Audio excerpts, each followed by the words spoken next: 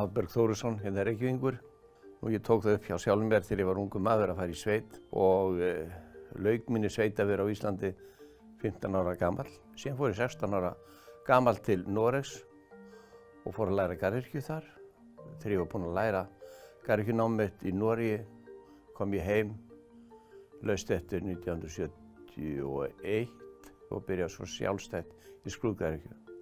En Lambhaga sem ég starfa við núna stoppsetti ég eftir ég fekk jörðina árið 1977. 1979 byrjuðum við með útiræktun og þetta var bara lítið fjölskyldufyrirtæki út í Móa. Og við fórum mjög snemma að finna út hvaða jurtir vildum rækta. Því áformin voru það að rækta grænmeti fyrir Íslendinga. Þess vegna vildi ég koma heim til Íslands og gera eitthvað fyrir Ísland. Og við erum búin að fá aðra jörð sem upp í Mostal og þar áætlum við að vera með ansi stórt og ég hef nú ekki verið alveg einn í þessu því að Íslandsbanki kom inn í þetta með mér og hjálpaði mér á lokametrónum. Fyrst þegar ég byrjaði og reyndi að setja á markaðinn salat árið 1979, það seldist hægt.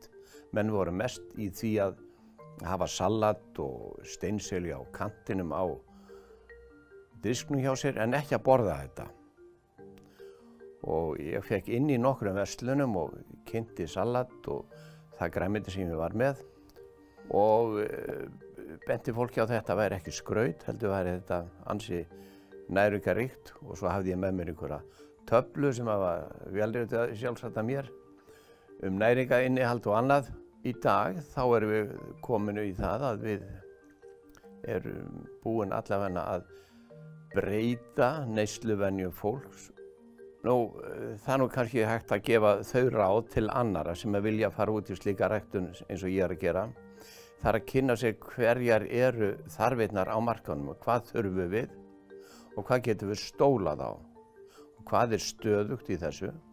Og það sem ég hef gert, ég hef þvælst allan heim til að sjá hvernig hvað menn er að gera, hvað megi fara betur. Og þetta sem ég er að gera núna upp í Lundi í Mosfellsdal, það var enginn tilbúinn að gera fyrir mig, svo ég setti upp mína eigin verksmiðju í Danmörk og hún framleiddi all þessi færibönd sem ég er að setja upp núna. Þau eru líka á allt annan máta heldur en aðrir eru að gera í heiminum. Og við erum búin að pröfukerja þetta allt saman og þetta virkar mjög vel.